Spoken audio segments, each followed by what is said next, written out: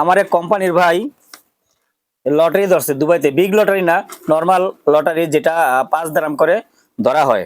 নাম্বারটা দেখছেন? যে নাম্বারটা দেখা যায় কিনা দেখেন, এই যে নাম্বার, আর এই যে মোবাইলে মেসেজ আসছে এই নাম্বার। এখন এই নাম্বারে 15,000 দিরহাম লাগছে। তো 15,000 দিরহাম সে পায় না, তার কপালটা এতই ফুটা। এ দেখেন, শুধু একটা নাম্বারের জন্য যদি 0-র জায়গায় 7 হয় আর 7-এর জায়গায় 0 হয়, তাইলে কিন্তু সে 15,000 দিরহাম পায়। বেচারা আজকে অনেক দিন ধরে 5 দিরহাম করে ডেইলি 1টা 2টা 3টা লটারি ধরে। প্রতি মাসে মনে হয় তার প্রায় 200 থেকে 300 দিরহাম শুধু লটারিতে যায়। তা আমি বললাম যে তুমি যে লটারি গুলো ধরতেছো এটা কি পাইবা? ভাই আমার নসিবে যদি থাকে কোনো একদিন পামু। ধরু মিয়া, এই যে নাম্বারটা দেখছেন, খালি 0-র জায়গায় 7 হইলেই সে 15,000 দিরহাম আজকে পাওয়া যেত। আসলে এটা একটা কি জানেন?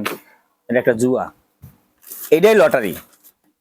বিষয় হচ্ছে এটাই, একটা নাম্বারের জন্য আপনার একটা আফসোস থাকবে যে আমার একটা নাম্বারের জন্য আমি 15,000 দিরহাম পাইলাম না।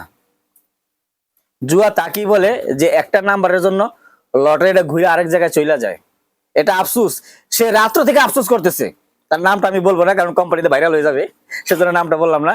সে রাত্র থেকে আফসোস করতেছে, ইস, আর ক্যাম্পে সবাইকে দেখাইতেছে একটা নাম্বারের জন্য পাইলাম না, একটা নাম্বার, একটা অক্ষর, 0-র জায়গায় 7 হলে পাইতাম 15,000 দিরহাম, তার লগে লাগতে কারণ সে চলে আসছে বরিশাল। আচ্ছা যাক, জেলার নামটা বলছি কিন্তু তার নামটা বলার দরকার নাই। তো এরকম লটারি যারা যারা ধরেন তারা এটা আফসোস থেকে দূরে থাকবেন, কারণ আফসোস করলে আপনি আবার স্টক করতে পারেন। লটারির আফসোস বড় আফসোস। কে কে এরকম লটারি ধরছেন আর ডস খাইছেন কমেন্টে বলে যাবেন। ভালো থাকবেন।